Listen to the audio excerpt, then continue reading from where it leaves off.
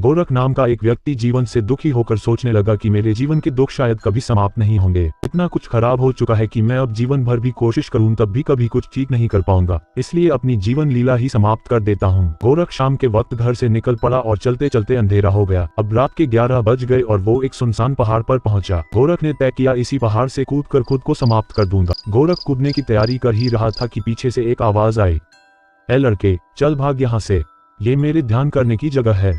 गोरख ने पीछे मुड़कर देखा कि इतनी रात को यहाँ सुनसान जगह पर कौन है। उसने देखा एक बड़े बड़े बालों की जटा लिए हुए लाल बड़ी आंखों वाले एक अघोरी बाबा खड़े हैं। अघोरी बाबा गोरख से बोले, इतनी रात यहाँ मेरे स्थान पर क्या करने आया है? गोरख बोला, मैं जीवन लीला समाप्त करने आया हूँ। अघोरी बाबा ने गुस्से में कड़वे शब्द कहे, नीच आदमी, भाग यहाँ से, मेरा स्थान अपवित्र मत कर। कड़वे शब्द सुनकर गोरख जोर जोर से रोने लगा और अघोरी बाबा से बोला, आप जैसे कठोर दिल के नकली बाबाओं से क्या ही उम्मीद की जा सकती है। मैं दुखी हूँ, जीवन त्यागने आया हूँ, फिर भी आप मुझे इतने कड़वे वचन बोल रहे हो। अघोरी बाबा ने कहा, तुम जैसे नीच और घटिया संसारी आदमी रोज कुत्ते बिल्ली की तरह मरते हो। ना ही तुम्हें जिंदगी का कुछ पता, ना तुम्हें ये पता मौत के बाद क्या होता है। तुम लोग सिर्फ अपनी बनाई गई झूठी मान्यताओं में जीते हो। संसारी लोग सोचते हो हम जो मानते हैं केवल वही सच है। अगर मैं तुम्हें अभी महसूस करवा दूं तो ये भयानक सच्चाई तुम्हें मौत से ज्यादा डरावनी लगेगी। गोरख ने कहा कि मुझे पता है, मरने के बाद होगा ये कि सब कुछ समाप्त हो जाएगा, मैं हमेशा के लिए मिट जाऊंगा और जिंदगी की सारी ही चिंताएं खत्म हो जाएंगी। अघोरी ने गुस्से में लाल आंखें की और बोले, तू देखना चाहता है मरने के बाद क्या होता है?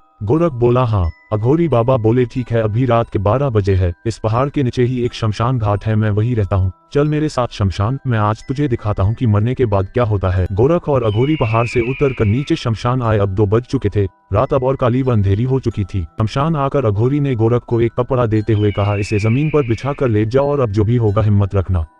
गोरख नीचे कपड़े पर लेट गया और अघोरी बाबा मंत्र पढ़ने लगे।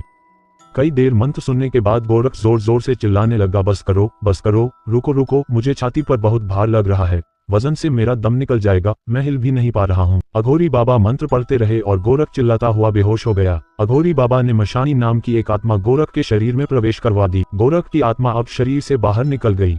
अघोरी बाबा बोले, गोरख अब तुम मर चुके हो, तुम्हारी आत्मा शरीर से बाहर आ चुकी है, ये देखो तुम्हारा मरा हुआ ये शरीर पड़ा है। गोरख अपने मृत शरीर को देखकर रोने लगा और बोला, कृपया मुझे वापस मेरे शरीर में प्रवेश दिलवाओ। अघोरी बाबा ने कहा, नहीं, बिल्कुल नहीं, मेरे पास बगल में देखो एक मशानी नाम की आत्मा बैठी है। गोरख ने कहा, हाँ, मुझे मशानी की आत्मा देख रही है। अघोरी बाबा ने कहा, गोरख, आज से 20 साल पहले इसी पहाड़ से कूदकर मशानी ने अपनी जान गंवाई थी, अब मशानी ही तुम्हें ये बताएगा कि मरने के बाद उसके साथ क्या हुआ। मशानी ने बताना शुरू किया, जब मैं जीवित था तब